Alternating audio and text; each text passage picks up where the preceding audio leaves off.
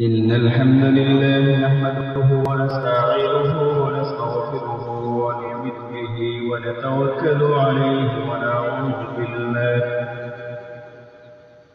ونعوذ بالله من شرور أنفسنا ومن سيئات أعمالنا. من يهده الله فلا مضل له ومن يضلله فلا هادي له. ونشهد أن لا إله إلا الله وحده لا شريك له. ونشهد أن سيدنا وسندنا وحبيبنا وطبيبنا ووسيلتنا وأولانا ومولانا محمدا عبد الله ورسوله الذي أرسله بالحق بشيرا ونذيرا وداعيا إلى الله بإذنه وسراجا منيرا. أما بعد فقد قال الله تبارك وتعالى في كلامه المجيد والفرقانه الحميد. أعوذ بالله من الشيطان الرجيم. بسم الله الرحمن الرحيم. وقضى ربك ألا تعبدوا إلا إياه وبالوالدين إحسانا. صدق الله العظيم وصدق رسوله النبي الحبيب الكريم، ونحن على ذلك من الشاهدين والشاكرين، والحمد لله رب العالمين. وقال تعالى في شأن حبيبه ومحبوبه ومعشوقه ومخبرا وآمرا: إن الله وملائكته يصلون على النبي يا أيها الذين آمنوا صلوا عليه وسلموا تسليما. اللهم صل على سيدنا مولانا وعلى آل سيدنا مولانا محمد. এই দুনিয়ার সবই থাকবে, আমরা একদিন থাকব না। সবাই আমাদের ভুলে যাবে, দয়াল নবী ভুলবেন না। আল্লাহুম্মা সাল্লি আলা সাইয়্যিদিনা মাওলানা মুহাম্মদ ওয়া আলা আলি সাইয়্যিদিনা মাওলানা মুহাম্মদ। नहीं तो जहां में मिसाल मुहम्मद,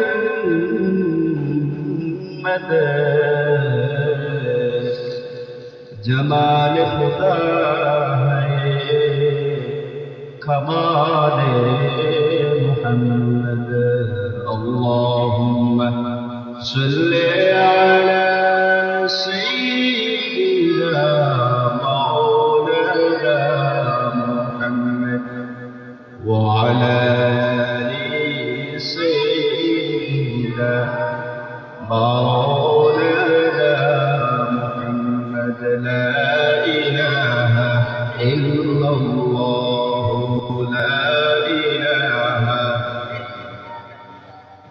لا إله إلا الله لا إله حسبي ربي جل الله ما في قلبي غير الله نور محمد صلى الله لا إله إلا الله لا إله إلا الله لا إله إلا الله لا إله إلا الله لا إله إلا الله لا إله إلا الله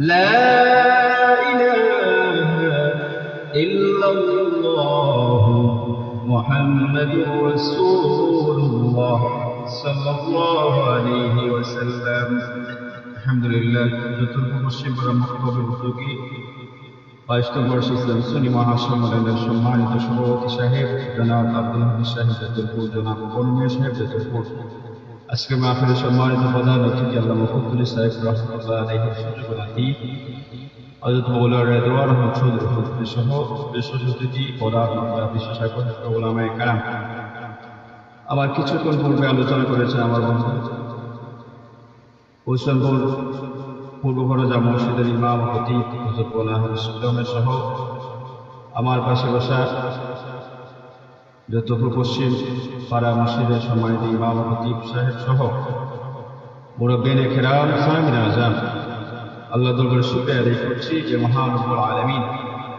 আমাদেরকে পবিত্র মাসে আমরা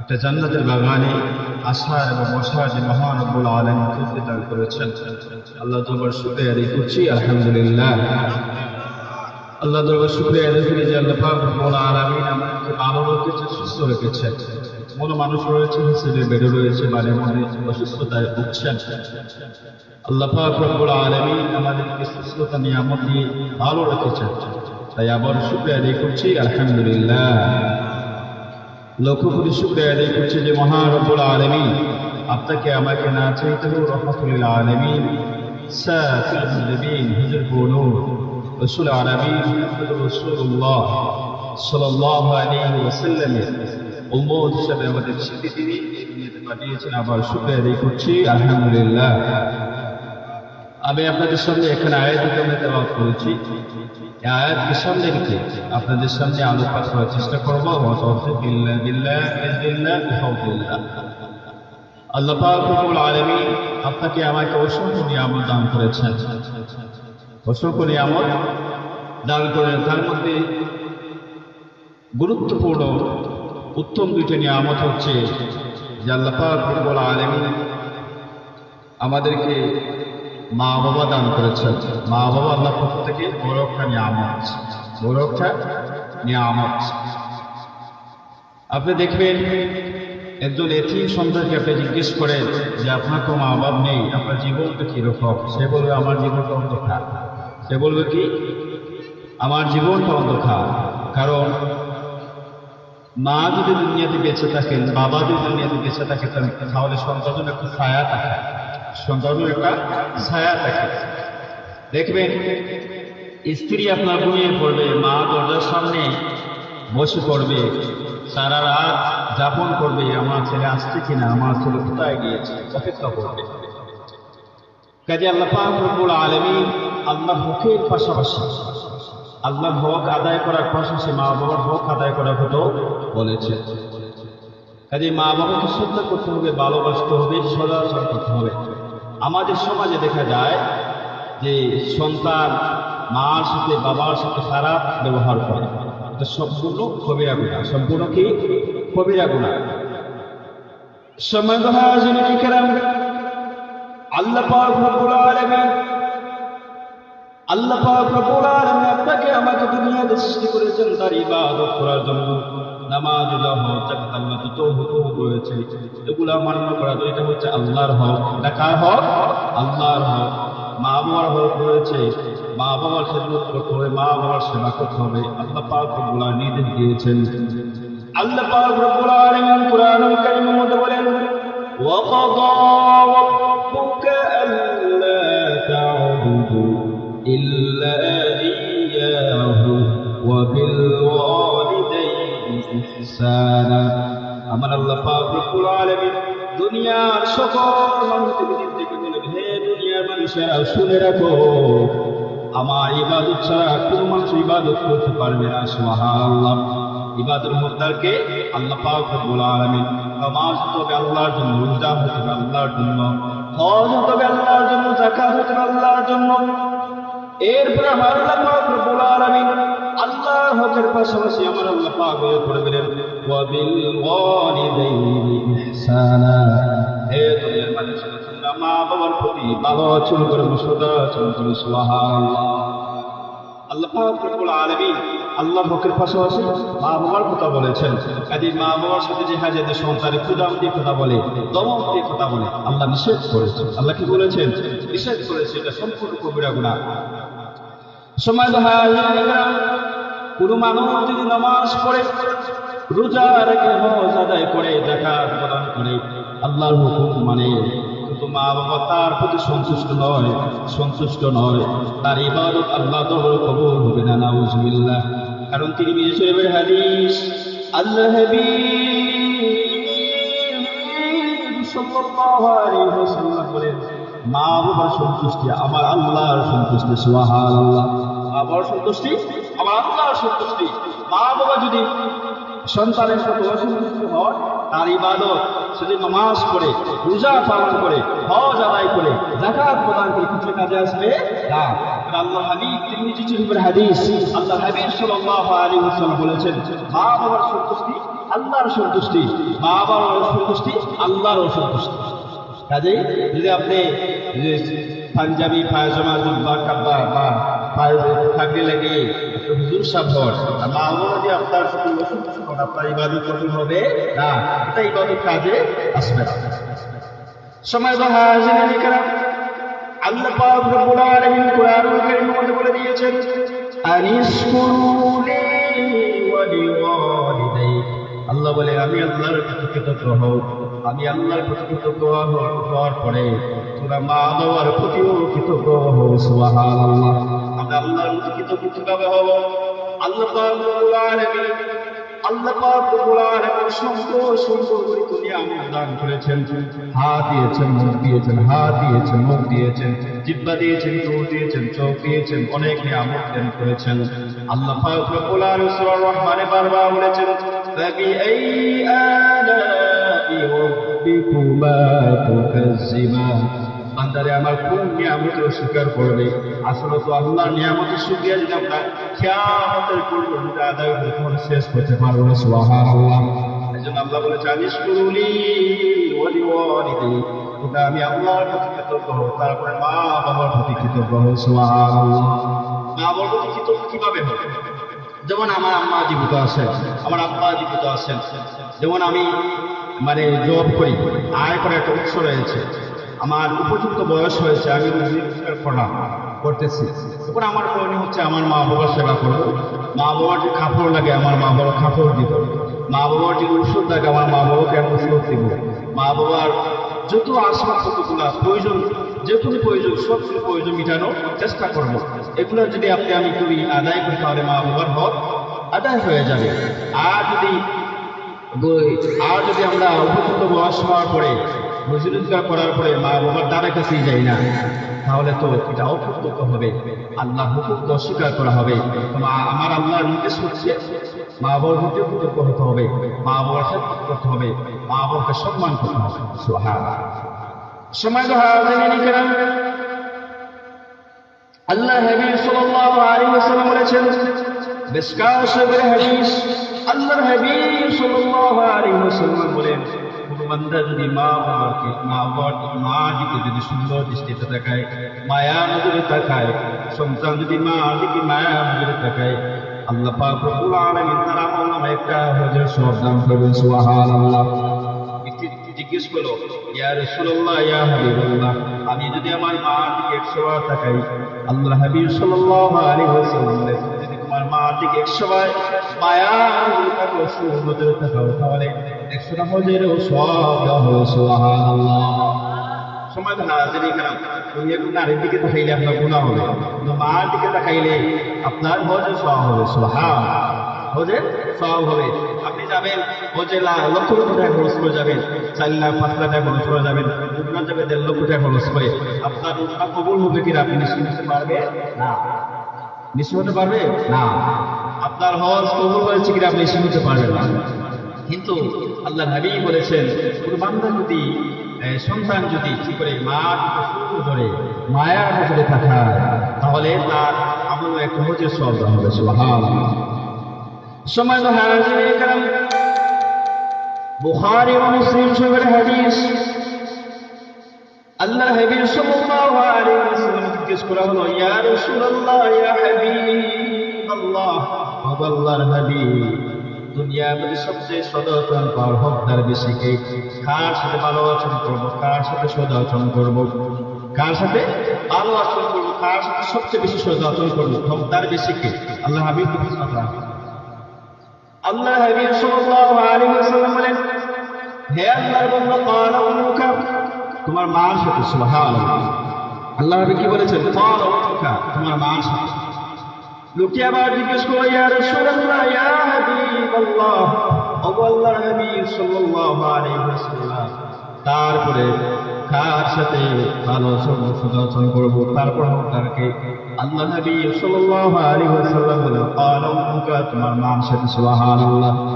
আবার জিজ্ঞেস করা হলো, ইয়া রাসূলুল্লাহ, ইয়া হাবিবাল্লাহ, ও আল্লাহর হাবিব, তারপর কার সাথে ভালো আচরণ করবো, সদাচরণ করবো, তারকে?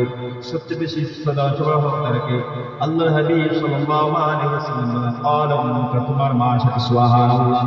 মার কথা আল্লাহর হাবিব সাল্লাল্লাহু আলাইহি ওয়াসাল্লাম 3 বার বলেছেন। কয়বার বলেছেন? 3 বার। কয়বার বলেছেন? 3 বার। মুহাদ্দিসিন کرام এই হাদিসের ব্যাখ্যার মধ্যে বলেন যে মার কথা যে 3 বার বলা হলো, কারণ মা সবচেয়ে বেশি কষ্ট করেছে এজন্য বলা হয়েছে। সুবহানাল্লাহ। মা বেশি কষ্ট করেছে এজন্য মার কথা বলা হয়েছে। আপনি দেখেন, মা যখন সন্তানকে গর্ভধারণ করেন, কত লাথি, কত হাজার হাজার লাথি মেরেছি আমরা। মা কত কষ্ট করেছেন, প্রসব বেদনা উঠলে কত কষ্ট পেয়েছেন, এরপরে দুনিয়ার মধ্যে আসার পরে আমাদের প্রস্রাব টয়লেট পরিষ্কার করেছেন, এজন্য মাকে বেশি প্রাধান্য দেওয়া হয়েছে। সুবহানাল্লাহ। লোকটি আবার জিজ্ঞেস করলো, ইয়া রাসূলুল্লাহ, ইয়া হাবিবাল্লাহ, ও আল্লাহর হাবিব, তারপরে? আল্লাহর হাবিব সাল্লাল্লাহু আলাইহি ওয়াসাল্লাম, ক্বালা আবুকা, তোমার পিতা। সুবহানাল্লাহ। তারপরে আবার জিজ্ঞেস করা হলো, ইয়া রাসূলুল্লাহ, ইয়া হাবিবাল্লাহ, ও আল্লাহর হাবিব, তারপর কার সাথে সবচেয়ে ভালো আচরণ সদাচরণ করবো? আল্লাহর হাবিব সাল্লাল্লাহু আলাইহি ওয়াসাল্লাম, সুম্মা আদনাকা, তোমাদের পাড়া প্রতিবেশী যারা রয়েছে তাদের সাথেও ভালো আচরণ করবে। সুবহানাল্লাহ। সময় তো হাজির, শুনেন মনোযোগ দিয়ে, যে বুখারী এবং মুসলিম শরীফের হাদিস, যে মা বাবার কথা 3 বার বলা হয়েছে, মা বাবার কথা 3 বার বলা হয়েছে, বাবার কথা 1 বার বলা হয়েছে। আমাদের পাড়া প্রতিবেশী অর্থাৎ প্রতিবেশী যারা রয়েছে তাদের সাথে ভালো আচরণ করার কথা বলা হয়েছে। মার কথা 3 বার বলা হয়েছে, কারণ মা খুব কষ্ট করেছেন, মা খুব কষ্ট সহ্য করেছেন, সেজন্য মার কথা 3 বার বলা হয়েছে। কাজে আমরা স্ত্রী পেয়ে, সন্তান স্ত্রী পেয়ে মাকে যেন ক্ষুধা না দেয়। দেখা যায় যে আমাদের সমাজে, আপনাদের এলাকায় আছে কিনা জানি না, প্রায় এলাকায় দেখা যায় যে কি করে, যে পর স্ত্রী কি করে মার সাথে খারাপ আচরণ করে, তুই দিয়ে কথাবার্তা বলে, কুদাম দেয়, ছোট আবার আউযুবিল্লাহ। সময় তো হাজিরিন کرام, মার হক মাকে দিতে হবে, স্ত্রীর হক স্ত্রীকে দিতে হবে। কাজে মার হকের সাথে স্ত্রীর হকের কোনো সম্পর্ক নেই। সময় তো হাজিরিন کرام, হাদিস শাকিরে হযরত আসমা বিনত আবু বকর সিদ্দিক রাদিয়াল্লাহু তাআলা হযরত আসমা বিনত আবু বকর সিদ্দিক রাদিয়াল্লাহু তাআলা আল্লাহর হাবিবকে জিজ্ঞেস করলেন, ইয়া রাসূলুল্লাহ, ইয়া হাবিবাল্লাহ, ও আল্লাহর হাবিব, আমার মা মুশরিক অবস্থায় আমার কাছে এসেছেন, আমি কি তার সাথে ভালো আচরণ করব? তখন সময় আল্লাহর হাবিব সাল্লাল্লাহু আলাইহি ওয়াসাল্লাম, হে আসমা, তোমার মা মুশরিক অবস্থায় এসেছেন ঠিক, কিন্তু তারপর তোমার মার সাথে ভালো আচরণ করতে হবে। সুবহানাল্লাহ।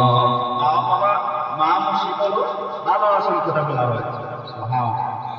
সমাজ হাজির ইকরাম, মা যদি মুশরিক হয় তারপর ভালো আচরণ করার কথা বলা হয়েছে। সমাজ হাজির ইকরাম, কাজে সন্তান কি করতে হবে? সন্তান কি করতে হবে? মা বাবার খেদমত করতে হবে, মা বাবার কথা শুনতে হবে, মা বাবার কথা শুনতে হবে। একটা মা বাবা যদি যেমন বলে সন্তান যদি নামাজে যেতে চায়, মা বাবা যদি বলে নামাজ যাইও না, তাহলে সন্তানের কথা উল্টাইতে পারবে, তার গুনাহ হবে না। কারণ নামাজ হচ্ছে আল্লাহর হক। নামাজ কার হক? আল্লাহর হক।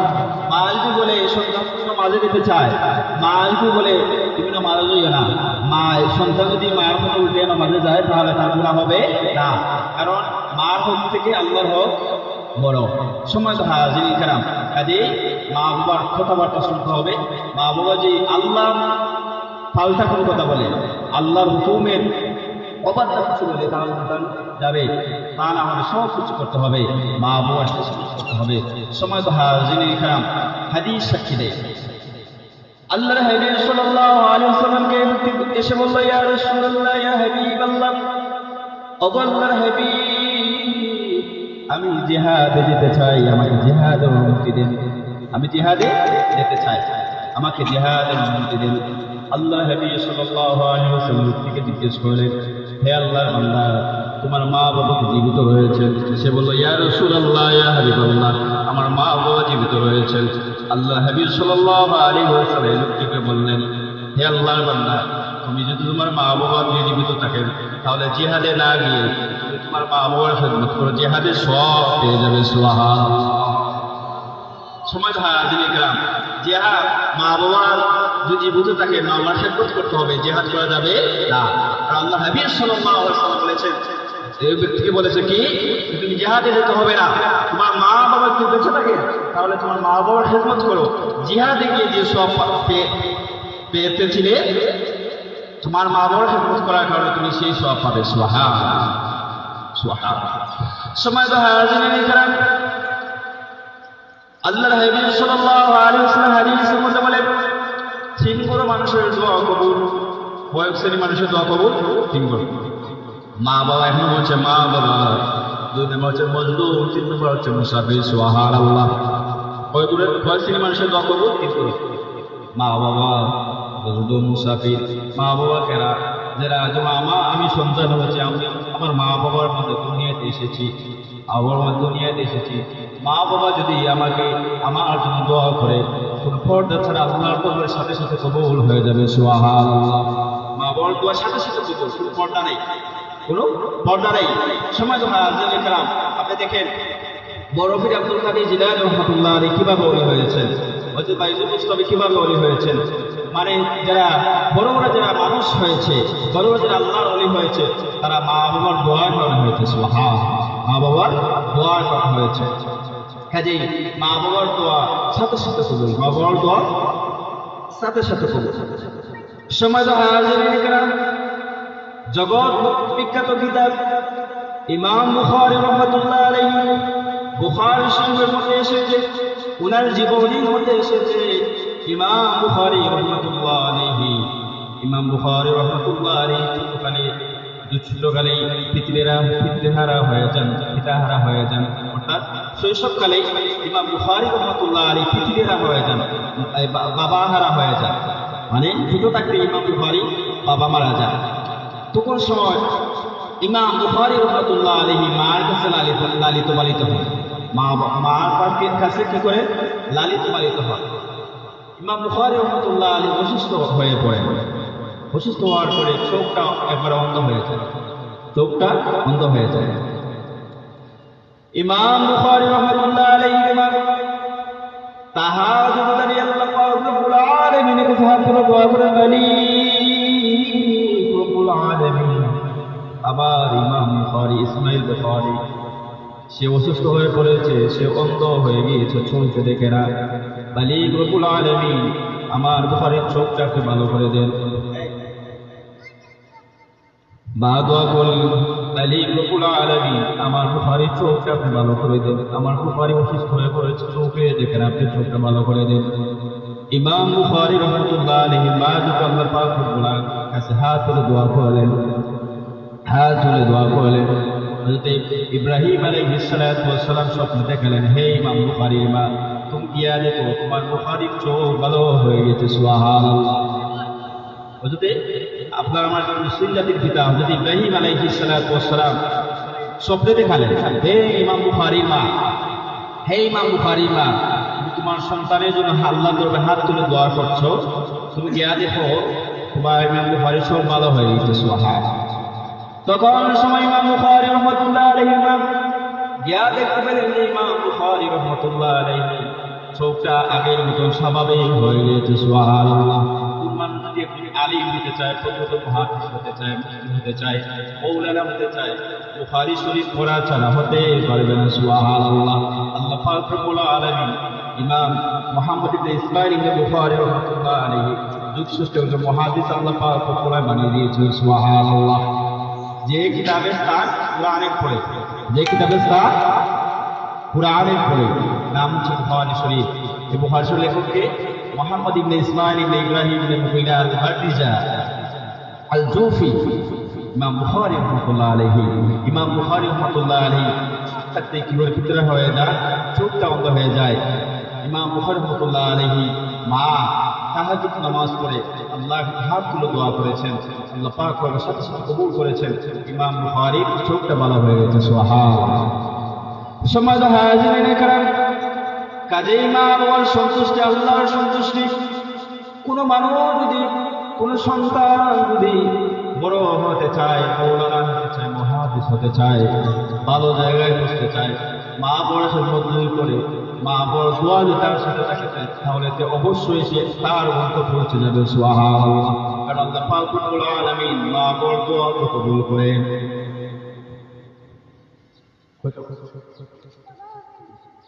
সমাজ হাজিরিনে کرام, কাজে মা বাবার দোয়া কবুল আল্লাহ পাক রব্বুল আলামিনের কাছে, বাবার দোয়া আল্লাহ পাক রব্বুল আলামিনের কাছে কবুল, মা বাবার দোয়া কবুল, আমার দোয়া কবুল। কোন সন্তান যদি মা বাবাকে অসন্তুষ্ট করে, অর্থাৎ মা বাবাকে লালন পালন করে না, মা বাবাকে যদি লালন পালন করে না, আর মা বাবা যদি নারাজ হয়, আল্লাহর দরবারে হাত তুলে দোয়া করেন, সাথে সাথে দোয়া কবুল হয়ে যাবে। সুবহানাল্লাহ। সাথে দোয়া কবুল হয়ে যাবে। কাজেই মা বাবার দোয়া কবুল ও দোয়া কবুল। বউ ভাইয়ের যদি মার সাথে খারাপ আচরণ করা হয়, তাহলে আল্লাহ পাক রব্বুল আলামিন বরদাস্ত করবেন না। আল্লাহ পাক রব্বুল আলামিন বরদাস্ত করবেন না। কারণ আল্লাহ পাক রব্বুল আলামিন হুকুম হচ্ছে মা বাবার সাথে ভালো আচরণ করতে হবে, সদা আচরণ করতে হবে।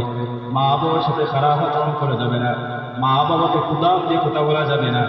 কারণ আল্লাহ পাক রব্বুল আলামিন নিষেধ করেছেন। আল্লাহ পাক রব্বুল আলামিন নিষেধ করেছেন। আল্লাহ বলেছে, ইম্মা ইয়াবলুগান্না ইনদাকাল কিবারা আহাদুহুমা আও কিলাহুমা উফি ওয়ালা তানহারহুমা ওয়া কুল লাহুমা কাওলান কারীমা।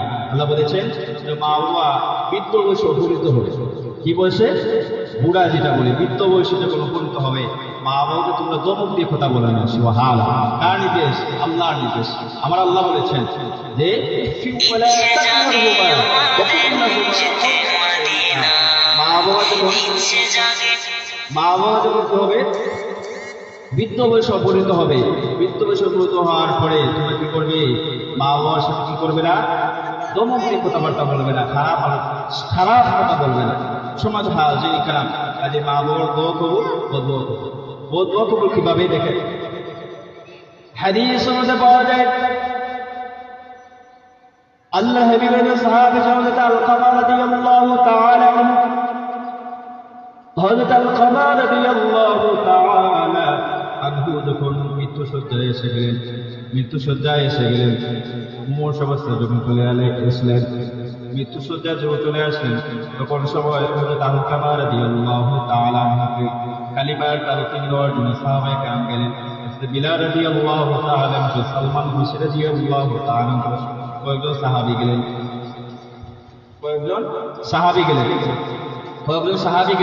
হযরত আলকামা রাদিয়াল্লাহু তাআলা মৃত্যুসজ্জায়, হযরত বিলাল রাদিয়াল্লাহু তাআলা সহ কয়েকজন সাহাবী গেলেন কালিমার তালকিন দেওয়ার জন্য গেলেন। হযরত আলকামা রাদিয়াল্লাহু তাআলা বলা হয়, আপনি বলেন লা ইলাহা ইল্লাল্লাহ মুহাম্মাদুর রাসূলুল্লাহ সাল্লাল্লাহু আলাইহি ওয়াসাল্লাম কালিমার তালকিন দিতে থাকলেন। সাহাবায়ে কেরাম লা ইলাহা ইল্লাল্লাহ মুহাম্মাদুর রাসূলুল্লাহ কালিমার তালকিন দিচ্ছেন। হযরত আলকামা রাদিয়াল্লাহু তাআলা আনহু বলতে পারছেন না। হযরত আলকামা রাদিয়াল্লাহু তাআলা আনহু বলতে পারছেন না। সাহাবায়ে কেরাম আল্লাহর হাবিবের কাছে এসে বলে, ইয়া রাসূলুল্লাহ, ইয়া হাবিবাল্লাহ, ও আল্লাহর হাবিব সাল্লাল্লাহু আলাইহি ওয়াসাল্লাম, আল্লাহর হাবিব সাল্লাল্লাহু আলাইহি ওয়াসাল্লাম, আপনার আলকামাকে আমরা কালিমা তালকিন দিচ্ছি, লা ইলাহা ইল্লাল্লাহ মুহাম্মাদুর রাসূলুল্লাহ বলার জন্য বারবার বলছি, কার কালিমা নসিব হচ্ছে না। মনে রাখবেন, মুসলিম শরীফের মধ্যে আসছে আল্লাহ হাবিব সাল্লাল্লাহু আলাইহি ওয়াসাল্লাম বলেছে, মানুষ যখন মৃত্যুসজ্জায় থাকে তোমরা কালিমার তালকিন দাও। কি দাও? কালিমার তালকিন দাও। কাজেই আমরা যখন কোনো মানুষের সাকরাত, যেটা বলি, সাকরাতের যখন সময় আসবে, আমাদের উচিত আল্লাহ হাবিব হাদিসের মধ্যে, যেটা মুসলিমের মধ্যে আসছে, যে তোমরা কি করো? কালিমার তালকিন দাও। কাজেই এই কথা মনে রাখবেন, কোনো মানুষ যখন,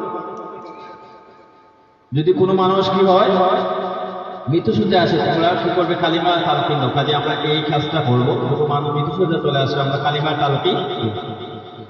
হযরত আলকামা রাদিয়াল্লাহু তাআলা আনহু কালিমা নসিব হয় না। কি হয় না? কালিমা নসিব হয় না। সাহাবায়ে কেরাম বারবার বলতেছেন, লা ইলাহা ইল্লাল্লাহ মুহাম্মাদুর রাসূলুল্লাহ সাল্লাল্লাহু আলাইহি ওয়াসাল্লাম।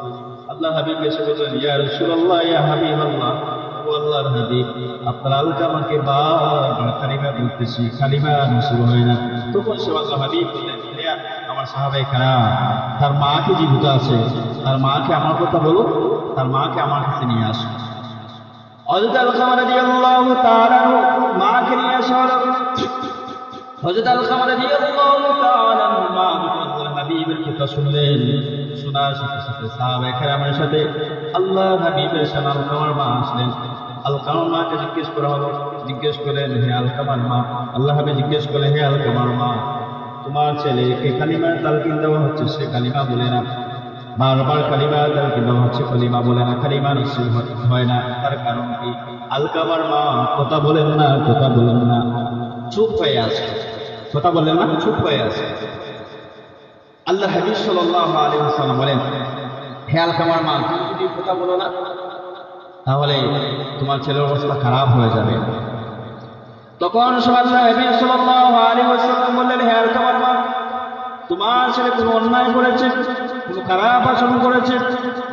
তখন হযরত আলকামা রাদিয়াল্লাহু তাআলা আনহু চোখটা বেয়ে বেয়ে কান্না করে বলতেছেন, ইয়া রাসূলুল্লাহ, ইয়া হাবিবাল্লাহ, আমার ছেলে তার স্ত্রীকে পেয়ে আমার সাথে খারাপ আচরণ করেছে, নাউযুবিল্লাহ। তার স্ত্রীকে পেয়ে আমার সাথে খারাপ ব্যবহার করেছে, আমার সাথে দমক দিয়ে কথা বলেছে, খারাপ ব্যবহার করেছে। তখন আল্লাহ হাবিব বলে, এই জন্য তো তার কালিমা নসিব হচ্ছে না, এজন্য তো তার কালিমা নসিব হচ্ছে না। তখন সময় আল্লাহ হাবিব সাল্লাল্লাহু আলাইহি ওয়াসাল্লাম আলকামা রাদিয়াল্লাহু তাআলা মাকে বললেন, হে মা, তুমি তোমার সন্তানকে মাফ করে দাও। আলকামা রাদিয়াল্লাহু তাআলা মা কোনো কিছু বলেন না, কোনো কথা বলেন না। আল্লাহ হাবিব সাল্লাল্লাহু আলাইহি ওয়াসাল্লাম বললেন যে, তুমি যদি কথা বলো না, তাহলে তোমার ছেলেকে আমি পুড়িয়ে জ্বালিয়ে দেব। তখন হযরত আলকামা রাদিয়াল্লাহু তাআলা আনহু বললেন, ইয়া রাসূলুল্লাহ, ইয়া হাবিবাল্লাহ, ও আল্লাহর হাবিব সাল্লাল্লাহু আলাইহি ওয়াসাল্লাম, আমি আমার আলকামাকে মাফ করে দিলাম। সুবহানাল্লাহ। আল্লাহর হাবিব সাল্লাল্লাহু আলাইহি ওয়াসাল্লাম সাহাবায়ে কেরামকে অর্ডার করলেন, নির্দেশ দিলেন, হে আমার সাহাবায়ে কেরাম, তোমরা দৌড়ে যাও, কে আলকামাকে কালিমার তালকিন দাও।